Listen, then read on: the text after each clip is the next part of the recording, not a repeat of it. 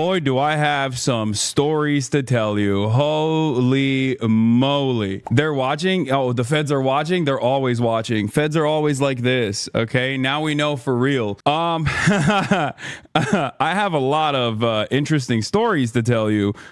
Man, where do I begin? God damn. Yesterday, I did not actually broadcast for some interesting news. Once again, pre-watch Piker struck again. I remember I was joking about like what I foresaw would potentially happen as I entered the United States of America. And that thing that I foresaw happening actually ended up happening. And I'm obviously going to talk about it. For those of you who don't know, I was detained by Customs and Border Patrol. I was tactically ascertained and engaged in a kinetic situation where I was kinetically moved into a detention center inside of the O'Hare Airport, which I will tell you all about in a second.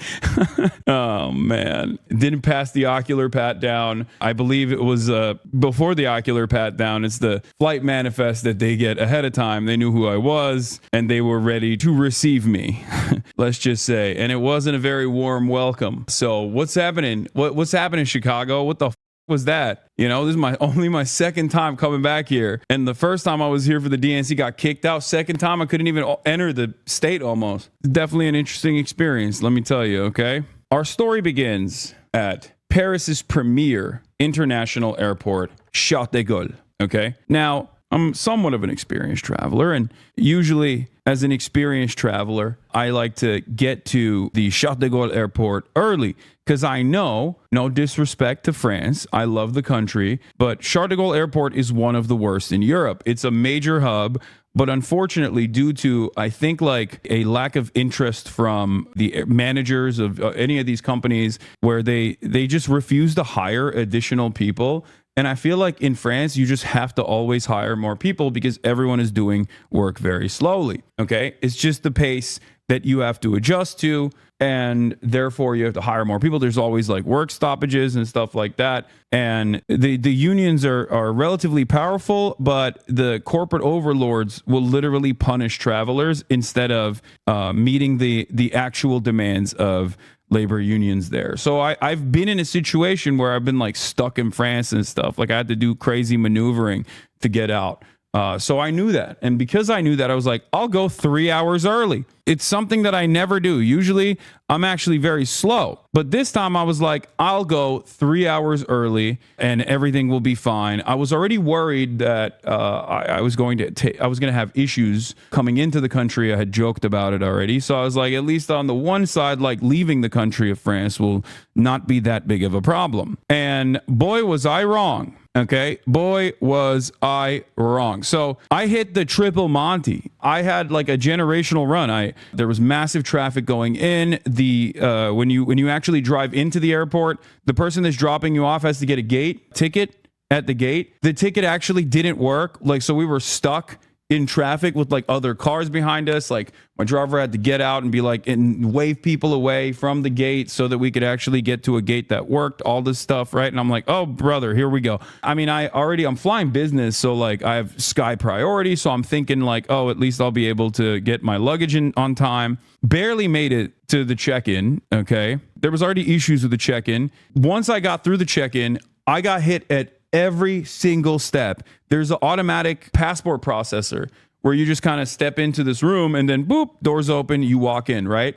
I wait in line. There's only one. None of the machines are working. Finally, I get to the machine that is working and the machine stops working. It just won't take my passport. It won't take my passport. I was like, oh, here we go. So I had to go to an actual officer to let me through so I could get in. Then I got stuck behind classic old lady, okay? Old lady with a lot of bags, with a lot of fluids. So then like she's taking her fluids out and like doing all this stuff at the security gate. I'm stuck behind this person. I already took out all my electronics and stuff. But of course, lo and behold, boom, I get stopped at security after this old lady as well. The old lady with the bags of fluids, classic, she obviously was stopped, okay? She had to get GSR swabbed, all this.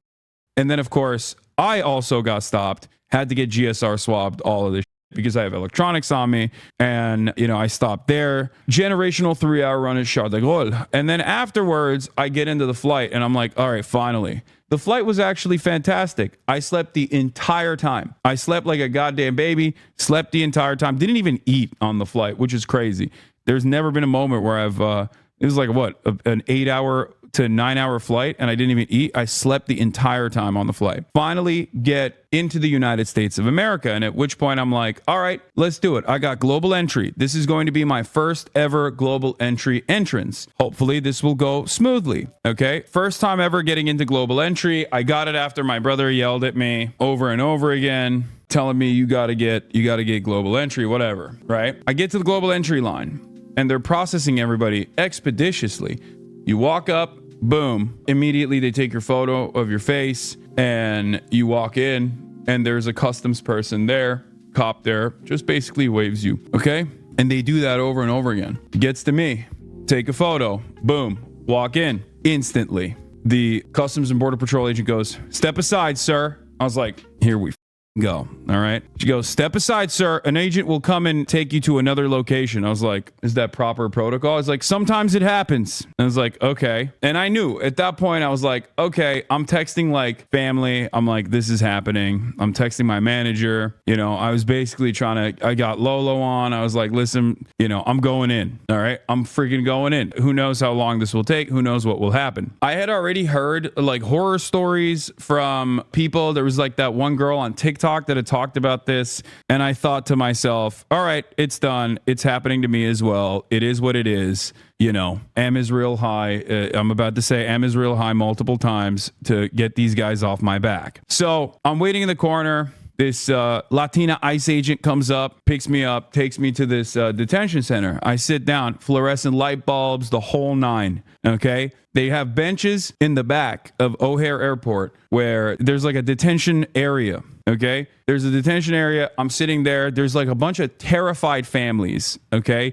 There's an old lady in a wheelchair. There's like a mom and daughter behind me. There's some like random dude in front of me. And the way it works is there's a back door, right? And they take your passport. They go to the back door. You don't know what the hell's going on in there. But they sometimes come out and they just say someone's name with their passport in their hands. And they go, you're clear to leave. Basically, when they bring you to the detention area, they, I guess, do some kind of surveillance on your background to figure out if you are going to get harassed even further or if this level of harassment is fine. Okay. And I asked and I looked around at all the passports that people had to see if there were other American citizens. And lo and behold, at least in the area that I was at, I was the only American citizen. There was another guy that actually had an American passport as well. Because I asked the terrified family behind me, I was like, hey guys, if you don't mind me asking, like, do you guys have an American passport? They were like, no. So it turns out it's just they're terrifying the shit out of mostly non-American citizens. Okay. But apparently they're also interested in trying to terrify American citizens as well. So they're just like coming in and out. They get this lady in a wheelchair out of there, which I thought was so insane. Old lady in a wheelchair is in the ICE detention area and they come out with their passport and they're like, here, you can leave. Okay. So that's one thing, right? Like I've had secondary searches and stuff done to me before. I've had the, I think it's called the quadruple S. Like they put the SSSS on your boarding pass and you always get checked randomly when you get hit with that. Like that's happened to me a lot in the past. I get GSR swabbed all the time. That stuff is normal. I've experienced that quite a bit. Okay. But this time I didn't even have the quadruple S on my boarding pass. So I was like, all right, it's probably fine. So I wait. Finally, this agent comes out. Says Hassan Piker. I'm like, that's me. Coming with me. I'm like, oh, brother, here we go. They take me to this back room. Okay. And the back room is not great. The back room is designed in the most hostile way I've ever been inside of a room. The vibes are really back there. Everything is fluorescent light bulb. Obviously, they had these 2 seats that were firmly planted into the ground. Okay. They were complete metal. They were like tiny stools. Very uncomfortable with like braces on the side so you can handcuff someone to them. Okay. And there was also a seat for like a lawyer. So I sat down on the lawyer seat. on the corner to establish dominance because I've watched too many JCS interrogation videos, and I knew I had to have command over the room. So I didn't sit in the cuck chair. Instead, I sat in the lawyer chair. And we got to talking. And let me tell you, folks, the TikTokers that talked about being detained, they were right. It was an insane situation. So it's very obvious that they knew exactly who the I was. It's very obvious that they knew how to like navigate the conversation. And it was a really, really interesting conversation that took place. It was very cordial. Okay, it was very cordial, which I thought it was strange how cordial it was, because I've had run-ins with like cops in the past. I've had run-ins with feds in the past. Well, I guess the FBI was very cordial as well when I had some talks with them in the past. But overall, I was not expecting CBP agents to be cordial. I will say that. Okay. Now, having said that, the entire process is supposed to be intimidating. So it's like suck my cordial or whatever. Okay. I think they were being cordial because they wanted me to say something that was incriminating and say something that was enough to justify further detention from that point on. And let me tell you, they certainly did do that. So he knew exactly who the I was, but he was basically like broaching the conversation in a way where it was like free flowing, where in the process of discovery, he was adding on additional talking points. He always made it seem as though he was asking certain things that after discovering in the process of that conversation, he would ask additional questions. So, you know, he's like, oh, what are you doing in Chicago? And I was very revealing. I was like, well, I was in France because I want to take my family out for Mother's Day to France, but I had to come back early from France, even though today is technically Mother's Day, because I have a speaking engagement at University of Chicago. And he was like, oh, what kind of speaking engagement? It's like, I don't know, some like journalism school stuff. And he's like, oh, well, since you mentioned that, he kept saying, oh, well, since you mentioned that, what do you do as a job? And I was like, I'm a Twitch streamer. And he's like, well, since you mentioned that you were a Twitch streamer, what kind of things do you stream about? And at first I was like, do I just tell him I play video games? Because I don't think this motherfucker is going to believe me if I say I just play video games to him, right? So I was just like, yeah, I play video games, but I also do current events sometimes, drama, internet. And he's like, oh, do you talk about, since you mentioned that, you talk about the things that you talk about, do you talk about the news? And I was like, yeah, I talk about the news. And he kept saying, okay, so when you talk about the news, do you talk about the war? And I was like, what do you mean by that? He's like, do you talk about Trump? And that was the first time where I was like, what the is this question? Like, I literally straight up told him, I was like, why are you asking me this? Like, I was like, what does this have to do with anything? And it was interesting because the dude asked so many insane questions, none of which is illegal, by the way. I just need you to understand. Nothing I've done online is illegal as of now, if that makes sense. Now, laws may change in the future and they might actually start prosecuting speech, which I do fear is the goal of this administration. But so far, everything I've done is fully protected under the First Amendment, okay? And none of these questions are actually valid questions to ask. But I was entertaining it because, one, I didn't want to present it as being difficult because I didn't want to extend the detention. And two, I actually wanted to see how far I could take it. Maybe it was up of me to do that. Maybe it was not appropriate for me to do that, to play fast and loose with a person that has complete control over my life in that very moment. But I wanted to see like what they were trying to take from this conversation. So, you know, instead of just pleading the fifth as I'm supposed to do in situations like this, I just kept giving him answers. And there were definitely areas where I was very revealing about my position, knowing full well that they know exactly what they're looking for. I saw no reason to hold back on certain things. So I said, I don't like Trump. I was like, what are you going to do? It's protected by the First Amendment. I don't like Trump. Yes, right? Like, I was like, I'm not fond of him. I don't like him. He said he was going to end the wars. He hasn't ended the wars. What the is up with that, you know? And the guy actually was very sympathetic. The agent was very sympathetic. And I don't know if it was like a JCS style interrogation technique to come across as sympathetic to like invoke some kind of positive feelings out of me in an effort to like get me to reveal something maybe that'll trip me up, or because he just genuinely was sympathetic and he had the vibes of someone who was like, I don't know why I'm doing this, right? But he was like, listen, I'm Iraqi, so I know. And let me tell you, I do think that him being Iraqi played a big role in this, because if he wasn't, there was a lot of Redditor ass white boys that are at Customs and Border Patrol at O'Hare Airport. I saw them walk by. There was a dude who looked like he was like 25 max, but he was balding. And I knew immediately, if that mother is my agent, I'm screwed. I'm going to CCOT. This dude is going to literally cook me. So I got a little lucky. All right. I will admit. So basically, I think the reason why they sent the Iraqi CBP agent is because they bracket you into different categories. For me, they wanted to conduct an investigation about my involvement with Hamas and my involvement with the Houthis, or they suspected my involvement with Hezbollah. Straight up. That's literally what this conversation was about. And it's not even a joke. Like, they literally tried to get something out of me that I think they could use to basically detain me permanently, which is insane because there is no direct connection or direct involvement. So we're talking. You know, I'm telling him like, oh, I'm U Chicago. I'm going to be speaking there for the journalism school. I told him like, you know, I don't like Donald Trump. And I was like, so why are you guys doing this? And he's like, oh, it's just like routine. It's a routine process. I was like, it doesn't feel too routine. And basically, my big fear from the entire situation was like, if they were to ask for my phone, not that there's anything incriminating on my phone, but I don't want the federal government inside of my phone beyond all of the times where they probably have been engaging in like warrantless surveillance on my phone or whatever like, it's not your business. You know what I mean? It's none of your business. It's a goddamn free country. Like, there's privacy laws for this kind.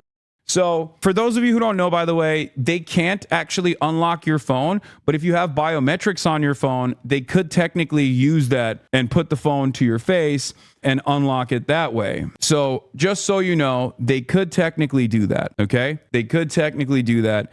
But there's a trick. Either you get a burner phone when you're traveling internationally, or if you have your regular phone, you can just do a passcode by either canceling biometrics, or if you forgot to cancel biometrics, like your Face ID, what you can do is click it 5 times. If you click hold 5 times in a row, it will actually disable Face ID and it will force you to put your passcode in.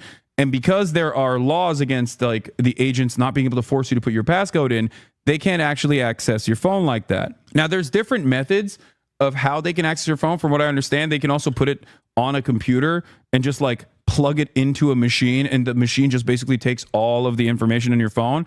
So it is what it is. I don't know if you can actually do that if your phone is on, but I was thinking about all these things. I had already unlocked the biometrics, like I disallowed biometrics, and it's a Faraday cage once you get into the detention center anyway, so you can't actually send any text messages once you're in there. There's no access to the internet. I'm sitting there and they're asking me about Trump. They're asking me about like Hamas. And he kept saying stuff like, do you like Hamas? Like, do you support Hamas? Do you think Hamas is a resistance group? Do you think Hamas is a terrorist group or a resistance group? Like, he just kept asking over and over again, right? And I kept repeating the same statement over and over again. I kept saying a couple different things. One, in terms of like Israel and all the wars, I was like, I'm on the side of civilians.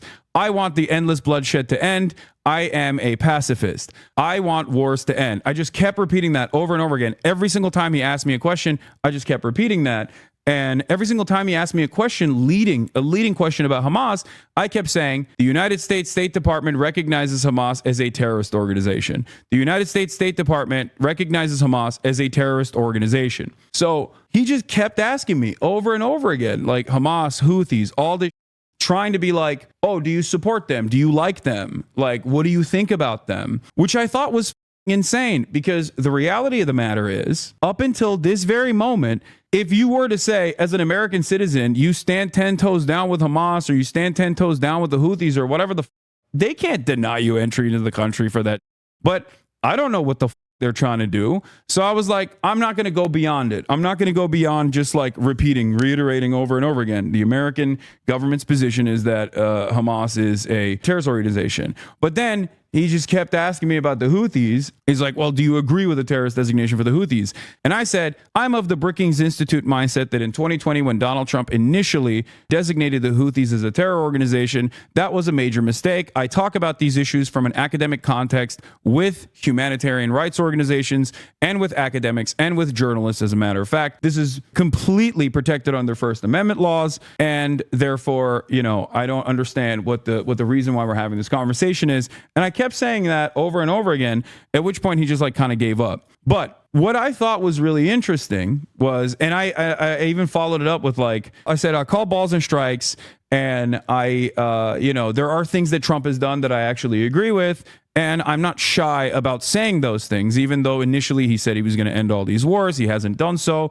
I think these wars are unnecessary. They're costly. And a lot of civilians die in the process. I don't think it's appropriate. I think it's very inappropriate. And it must end, right? Like that's my position. But I do think that Trump did a good thing where he implemented a ceasefire with the Houthis. So when he does stuff like that, when I agree with him, I tell him what's what. When I agree with Trump in a decision, I'm open about it, right?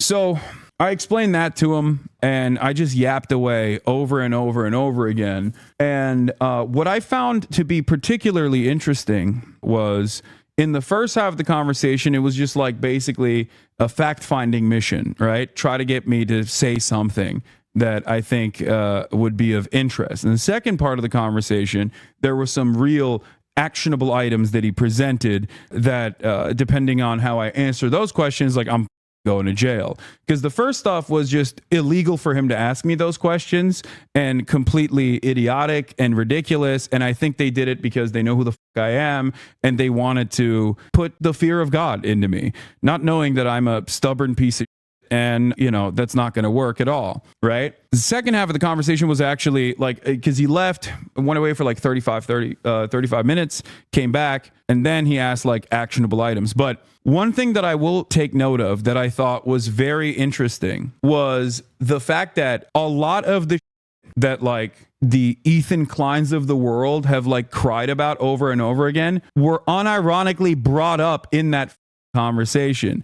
And I was shocked. Okay. Not like the bleach sword, obviously, but like the Houthi. Like, did you interview a Houthi? It says here that you interviewed a Houthi. And I was like, or was he actually a Houthi? And I was like, he's not. You can look to all of the reporting that came out afterwards and before I interviewed him, that he's not a Houthi, that he is a regular Yemeni citizen. And I said, like, his name is Rashid al-Haddad. He is not even a Shia. And the dude, luckily, again, Iraqi, went, oh, yeah, that's right. That's a Sunni last name. Al-Haddad is a Sunni last name. So he must not have been a Houthi. And the very fact that that was like a point of contention that could have gotten me arrested is insane. And I genuinely, in that moment, was thinking, like, these dumbass slop tubers are actually playing with fire. And I even thought about not even mentioning this because I was like, I don't want to give him any sort of like power over the situation. But like the reality of the matter is 100% the Trump administration is inadvertently working with a lot of these dip are playing a formative role in getting people in trouble with the law. Okay. That is literally the case. It was shocking that that was the case, but it is the case. And it's actually very frustrating that it is the case, that this administration doesn't care. That's why they work with Beitar. That's why they work with all these other insane groups. The Barry Weisses of the world actually have motion in this goddamn admin. They're cheering this on over at eSub. Yeah, I know. They can suck my liberals, by the way. One of the largest progressive voices in the country getting detained by the Trump Gestapo. Like, what a wonderful progressive audience they have over there. Anyway, they're straight up fascist at this point. So my point is, it's crazy that like these were actual questions. Like, they asked me about my Twitch bans, okay? And I talked about blowback. I talked about how, I said America deserved 9/11 and it was misconstrued. I do have sometimes I use hyperbolic language and it gets taken out of context or whatever. And he agreed with the blowback sentiment in terms of like the 9/11 stuff. Yeah, they asked me about my Twitch bans, chat. It's not even a joke. They asked me about Twitch bans. The other Twitch ban he asked me about was the last one that I got banned. And I explained to him like, this is, man, you really talk way too much. Lawyer will be pretty upset at you. Dude, what are you talking about? I know that under normal circumstances, I'm supposed to say, I want a lawyer. I don't want to talk to you. But nothing I'm doing is illegal. And I also wanted to see what would happen.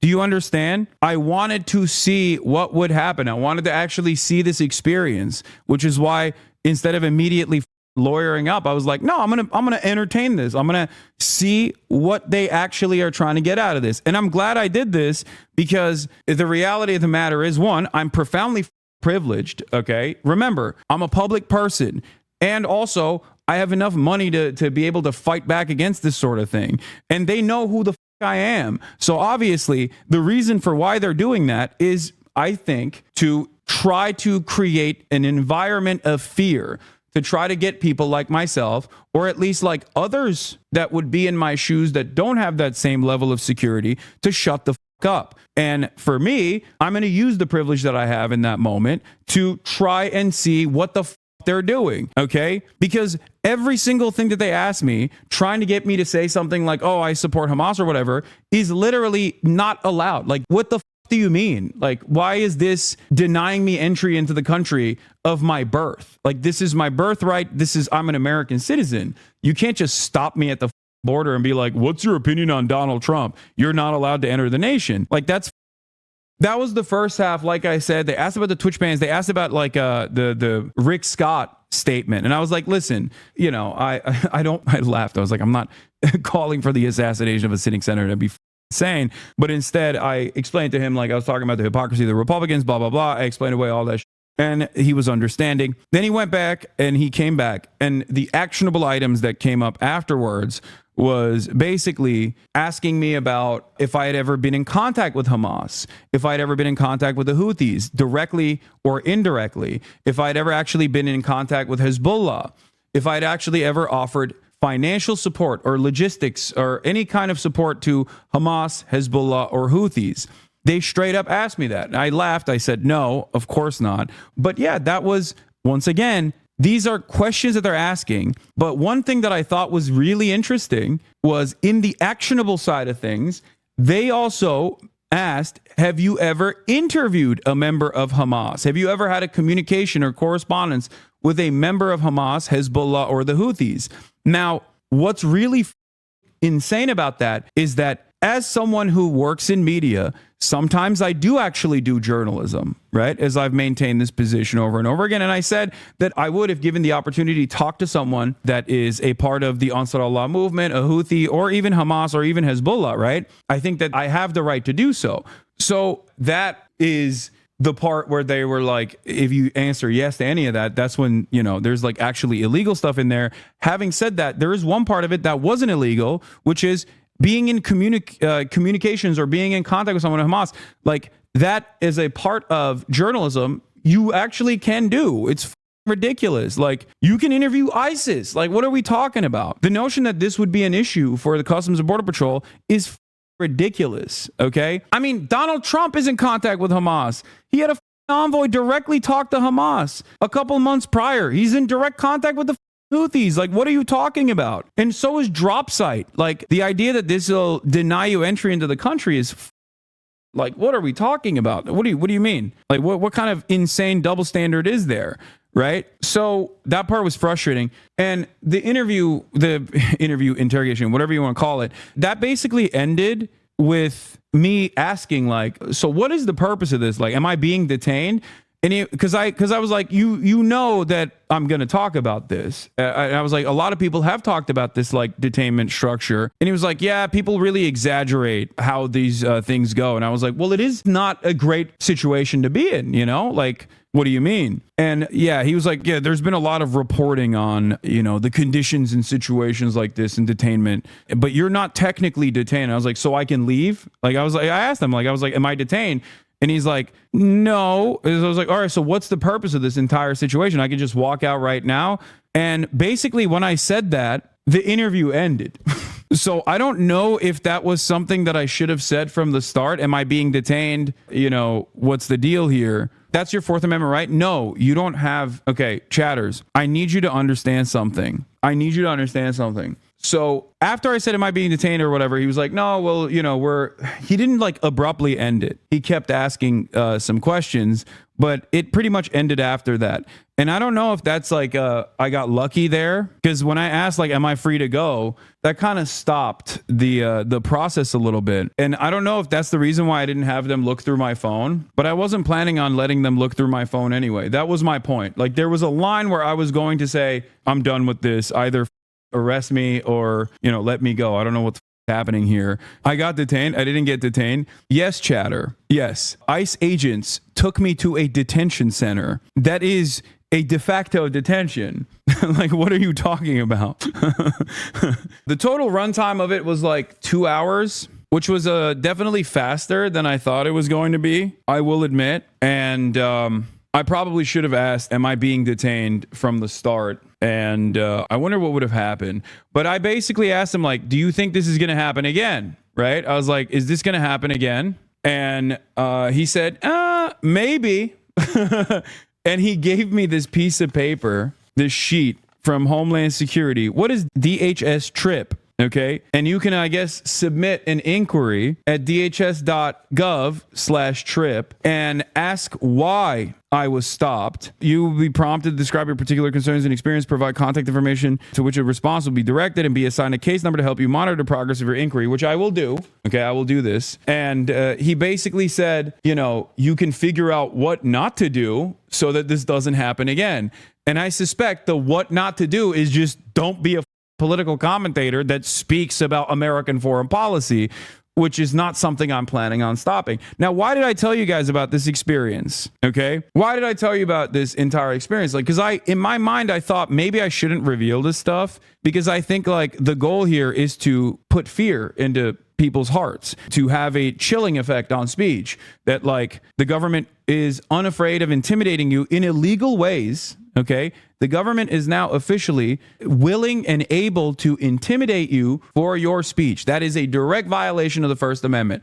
I'm no First Amendment auditor. I'm no big city libertarian. I'm no Mr. Admiral Maritime Law. But the reality of the matter is that as of this administration, they are totally willing and able to actually come after you for your speech. And even with like ridiculous, like they're willing and able to go along with like stuff that gets written in the free press, or willing and able to go along with that even editors bring up. Okay, that's how stupid and silly this situation has gotten. Now, of course, does this stop me from saying whatever the I want to say? Of course not. Don't be ridiculous. But the reason why I wanted to talk about it was to give you more insight into what the government is doing and to speak out against this sort of stuff, because I do have a position of privilege here, and I want to make sure that like you should know your rights, that you should not be fearful, and you should not worry, especially if you're an American citizen, that these guys are going to come after you and like arrest you or something. Okay? But it is pretty wild, I will say. As someone who's been held up in airports many times over, it was actually shocking that these guys totally grabbed me, knowing exactly who I am, knowing that I will most likely talk about this, with the hopes that I think that they would at least stoke some fear and threaten people like myself, and then also threaten others as a byproduct of this. I mean, it backfired in my situation, but I hope this doesn't discourage others from speaking out as well. They don't have the right to do this, okay? They do not have a right to do this. If you don't already know, your ops are doing mass email campaigns to the feds to try and get this exact same thing to happen. Yeah, I know. They can suck my for all of my dumbass ops. I think it's really, really crazy that the government is willing and able to work with like genuine schizophrenic stalkers, whether they be Beitar or any other group. It is actually wild that they're willing and able to work with these people. It blows my mind, but that is where we're at. It also blows my mind that there are people who see this kind of stuff and go, oh, that's wonderful. It's like swatting. But this time, it's a federal swatting that we can do. We can get the federal agents to like jail people that my favorite content creator doesn't like. Airports are not constitutional free zones. That's a lie that ICE pushes to make you comply with them. That's not entirely correct, Lesbian Bolivar. There's years and years of precedent in post 9/11 war on terror world where they have actually created a structure where they can get away with violating your Fourth Amendment rights in airports. Like, it's an illegal gray area. Here was Lolo. Rules take DHS flagging and detaining one of U.S.'s largest left-wing voices for their political opinions, while the Trump admin suggests they might suspend habeas corpus, does not portend well for the future. Yeah. That's where we're at. What was the reason for the detainment? You know what the reason for the detainment was. It's because I am flagged in the flight manifest. Is this going to change the way you travel? No, but it does actually gum up the works a little bit in terms of going to Cuba. I forgot. There was other questions that they asked, like, have you traveled to the Middle East? Have you been to any of the Gulf states? All this and, you know, it is what it is. I'm not discouraged. I'm not intimidated. I don't give a I'm going to keep doing what I'm doing. That was my Customs and Border Patrol experience. And yeah, it's just like pure intimidation tactics. And it was very similar to the experience that one TikToker talked about. But luckily, I never got to the point of having them go through my phone. And that was my red line, like no matter what. That was where I was going to be like, no, you can't do that. And, you know, arrest me then if you want to. Oh, this is the experience that it closely resembled, by the way. ICE detains a woman who runs anti-Trump TikTok. She's a U.S. citizen born and raised. She was detained for hours as agents searched her phone and social media, even demanding financial statements on how much she earns on TikTok. They never asked me for my financial statements either. The woman who goes by Eye of Sav was returning from a European vacation at the Miami International Airport with a valid global re-entry card issued to her as a U.S. citizen, but she also had global entry. How worried were you about actually being arrested? I have no idea. I had no idea if I was going to be arrested or not. I didn't know if this was going to be a moment where I was going to be the precedent-setting court case. You know what I mean? Like, that is definitely a worry that I have for sure. It's something that I think about because eventually, somewhere along the line, someone is going to be the precedent-setting court case of whether or not someone gets prosecuted for speech and speech alone. Because the line right now is material support. And that line is being blurred by this current administration with Mahmoud Khalil, with Mohsen Mahdawi, with Rumeysa Öztürk, right? Some of those people have been released at this point, but Mahmoud Khalil is still very much in detention. And according to Marco Rubio, the argument that they are trying to use is that speech is material support, right? They are actively trying to blur the boundaries between what constitutes material support to try to make it seem as though things that would be protected under First Amendment would be considered material support. Expressing any sort of opinion is considered material support. And that's maybe you shouldn't have said if they come for me, then it's over, as if you'd be last. If you're a public figure, dog, maybe you'd be first now. No, because they haven't come for me beyond like being a nuisance and being annoying and thinking that they can get away with like trying to put some sort of fear in my heart, which is of course not going to work, obviously. Do you think that's all they wanted? I don't know. Maybe they're setting up an investigation for the future. Who knows? We'll find out. We shall find out. Seamus said, been pulled into secondary screening many times at O'Hare. CBP had the most involved in specific questions about Gaza for me by far. Glad to see you got out of there without having to give up your devices. Yeah. Are you concerned about landing in LA? No, because that's domestic travel. There's no Customs and Border Patrol experience during domestic travel. That'd be insane. But yeah, I am my worst enemy in that regard. I did want to get this interaction out because I wanted to like figure out what the they were doing, and I'm fortunate that I didn't actually get into any additional trouble, but I could have, you know what I mean? That could have certainly happened, right? And who knows? I can't imagine how scared the other non-American citizens waiting there were. It's evil. Yeah, it's so much worse for them because like I am profoundly privileged, as I say all the time. I'm profoundly privileged. I'm rich. I'm an American citizen. I was born here, you know? I mean, I'm a public figure on top of that. So all of this stuff plays a role in how protected I am from additional scrutiny. I'm not doing anything that is illegal to begin with, but I'm not even doing anything that like reaches the territory of edge. No matter how much slop tubers try to make it seem as though like I'm running around waving the Hamas banner every day or whatever the like, which still would be protected under First Amendment and would not stop the Gestapo from denying me entry into my own country. I'm not doing that regardless. Like all the stuff that I have talked about on this broadcast are still completely not only First Amendment protected, but also on top of that, like not even reaching the standard of like truly questionable speech, regardless of what like Mudahar or Asmongold claims it is, right? It doesn't reach that standard. And that's precisely the reason why they have to actively clip shit out of context and desperately try to create drama surrounding this so they can get Twitch to enforce some action on it, so they can make it seem as though this is actually truly radical speech that's like really up. Does that make sense? Because like when a platform like Twitch actually does take action against someone like myself, then other institutions will basically use that as a way to say, oh, he did do something bad. He did do something up. So it is what it is.